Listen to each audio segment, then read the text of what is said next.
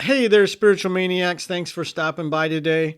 Like always, I am coming to you from the wonderful and beautiful hills of central New York, getting ready to record a spiritual almanac podcast for Thursday, January 28th. And we really do have some great stuff for you today. We're going to be taking a look at a woman named Frances Ellen Watkins Harper. Interesting story and background for her. She was an abolitionist, suffragist, poet, writer, lots of different things. But she was the first black woman published in the U.S. We're going to be talking about a poem of hers called Songs for the People. And it's one of those rhyming poems. So honestly, I always feel a little bit weird reading them, because of the rhyme. But it's still a great poem, and I think you're going to get something out of it. A couple other nuggets for you today. We're going to be talking about the word Pakistan and how that term came to be and its significance really for Muslims living in South Asia. So that's an interesting story. And then we're going to be, noting the birthday of Henry Morton Stanley, who is the guy who found the explorer David Livingstone in Africa. The Dr. Livingston, I presume, guy. Kind of an interesting story there. I actually have been to the place just randomly. I happened to have the chance to visit there several years ago, and it's in the middle of nowhere. I mean, it is kind of out there. So anyway, there's a village, but it's still pretty remote. In any case, lots of good stuff today. I hope you stick around to the end. Let me get set up and let's start the podcast, okay?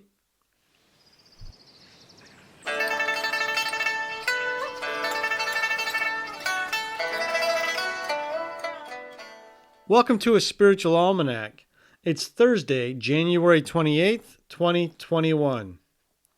Frances Ellen Watkins Harper was an abolitionist, suffragist, poet, and writer, and the first published black woman in the U.S. She was born in Baltimore in 1825 to free parents and attended the Academy for Negro Youth, which was run by her uncle. After a brief career as a teacher, she became a traveling speaker for the abolitionist movement.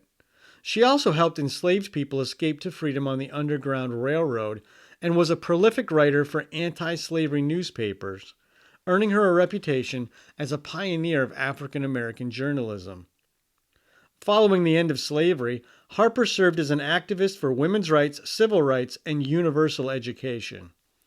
She wrote several collections of poetry and novels, and her short story, The Two Offers, was the first short story published by an African American. Throughout her life, she was active in both the African Methodist Episcopal and Unitarian churches, and her writing reflects both her commitment to social justice and a spiritual depth that comes from a writer's lived experience. For our inspiration today, we're taking a look at a Harper poem titled Songs for the People.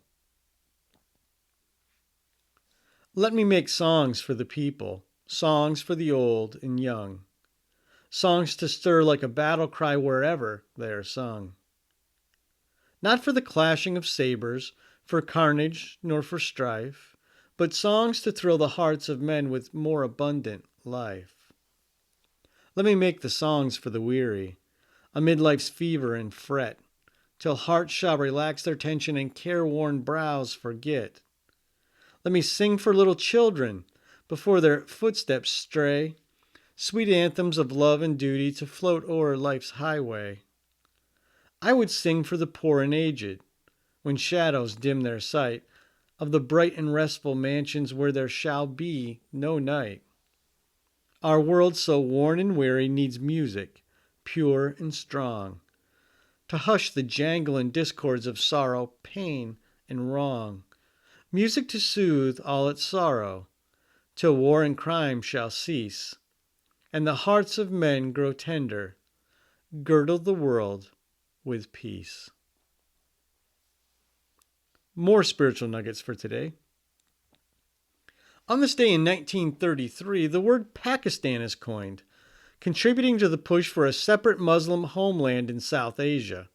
It appeared in a pamphlet titled The Pakistan Declaration that was circulated to British and Indian delegates of a round table in London.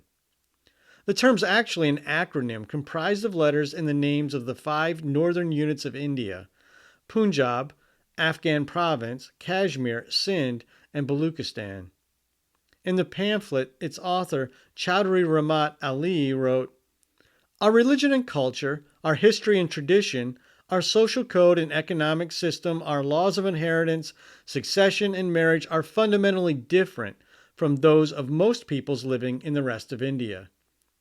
The ideals which move our people to make the highest sacrifices are essentially different from those which inspire the Hindus to do the same.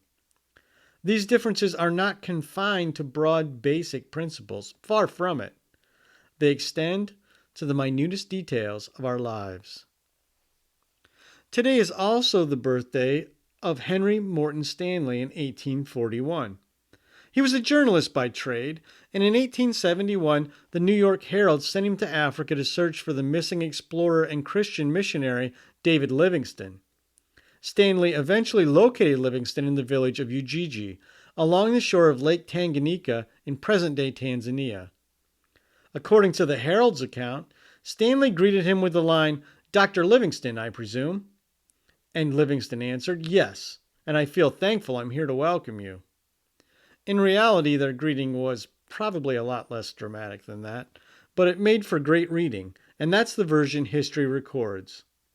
A while back, I had the chance to visit the site of their encounter in Tanzania, and I can tell you that it's still a pretty remote place.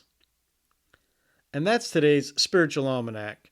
For additional reading, see Poems by Francis E.W. Harper, edited by James Burd Brewster. There's a link in the description. A Spiritual Almanac is a production of Granola Soul. You can find a text version of today's episode, Francis Ellen Watkins Harper's Songs for the People, and other resources at our website, granolasoul.com. Thanks for stopping by. Be kind, take care of each other, and I'll see you tomorrow.